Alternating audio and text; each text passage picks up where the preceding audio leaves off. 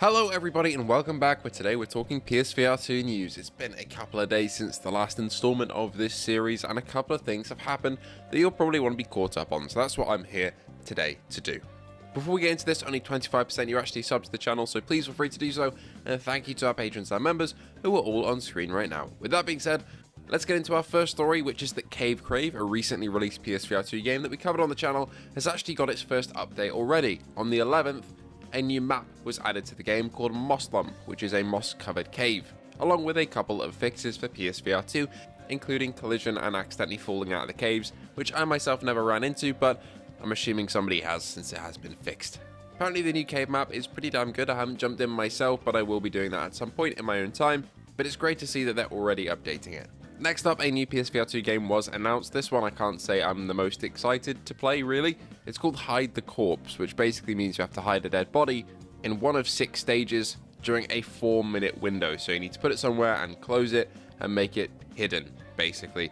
This seems to be one of the games that would kind of resonate with the younger crowd, like I Am Cat and all that, because it's kind of silly physics-based, even though the subject matter is kind of messed up.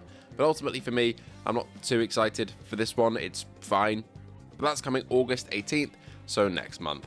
Another game that got announced is Virtual Hunter. This is a hunting game on PSVR2, complete with picture-in-picture scopes, expansive environments to explore, and plenty of animals to hunt. You can also explore the wilderness with 5 friends in co-op. This is releasing on Quest and PSVR2. We're unsure what the upgrades for PSVR2 will be in terms of visuals or haptics, etc. But overall, this loop does seem pretty cool. I'm very excited to explore the open world and go hunting. Especially with friends, this could be a lot of fun, and this is being developed by VR Kiwi, who do have a good track record. So again, hopefully this should be a good PSVR2 port. It is coming in 2025, so hopefully you won't have to wait too long until this one drops on PSVR2. At the Upload VR showcase, we also got Perp Games' latest announcement, which is Trenches VR. This is a flat screen game that's being ported into virtual reality, where you take on the role as James R., a solo soldier caught in the harrowing and claustrophobic trenches of World War I. In a tense fight for your life and sanity, coupled with a desperate bid to return to your family, you'll navigate a war-torn environment, decipher clues, and evade relentless, insidious enemies, all while battling the psychological toll of war in stunning virtual reality. It does look on the lower budget side for sure, maybe on the same wavelength of, say, Happy Funland. There could be some good spooky moments here, especially since the trenches are definitely a good setting to have this in. Overall though, I hope Perp aren't overwhelming themselves with releases, because I know Slender the Arrival is still slated to come out in 2025. However, I think that Perp Games are just publishing this one, so it might be alright.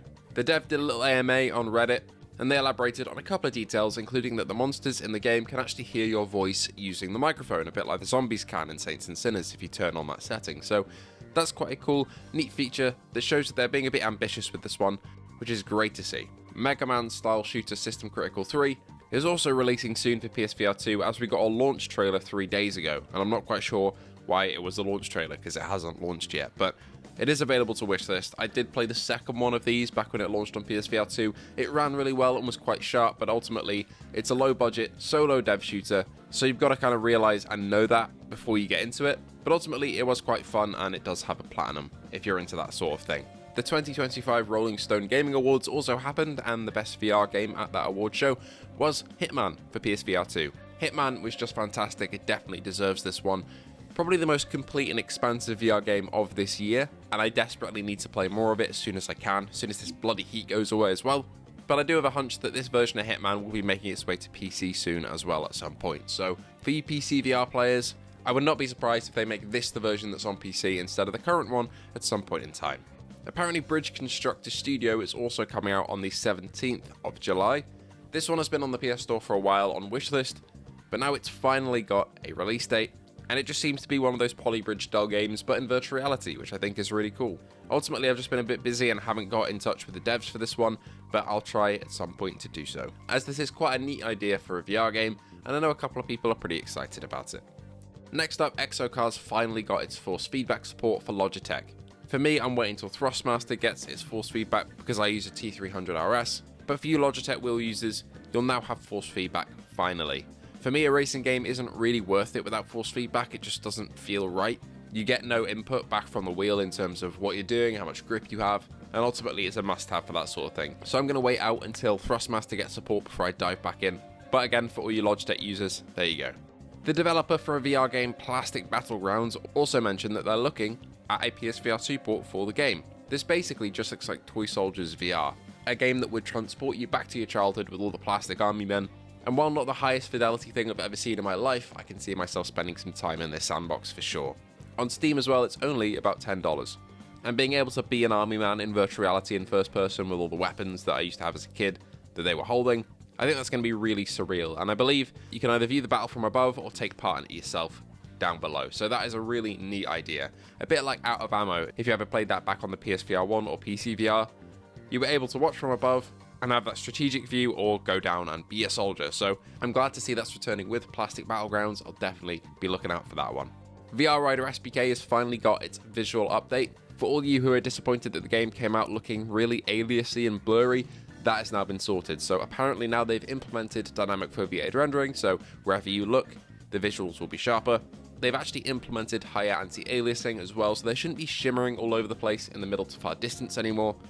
And they've adjusted the saturation of colors, which isn't really something that I heard was a complaint from anyone, to be honest, but if it makes the game better, then I'm all for it.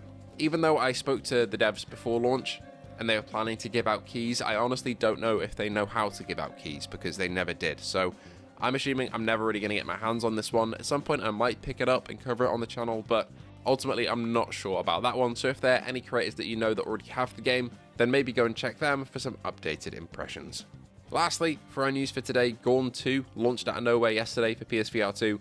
This is the sequel to the classic original PSVR 1 and PCVR Gorn game that actually got a PSVR 2 port and was absolutely horrendous, filled with bugs, crashes, and really weird tunneling that you couldn't turn off when using smooth movement and smooth turning. I'm assuming the port for the second game is going to be much better, but as you can see, it adds a load of new weapons to the game, new arenas, new enemies, and all the same horrendous gore that we loved from the first one. I have reached out to the devs, no reply yet from them unfortunately, but again, if they get around to sending a key my way, I'll be able to cover it on the channel for you guys. Alright, that'll do us for today. Thank you so much for watching, and I hope to see you all in the next one.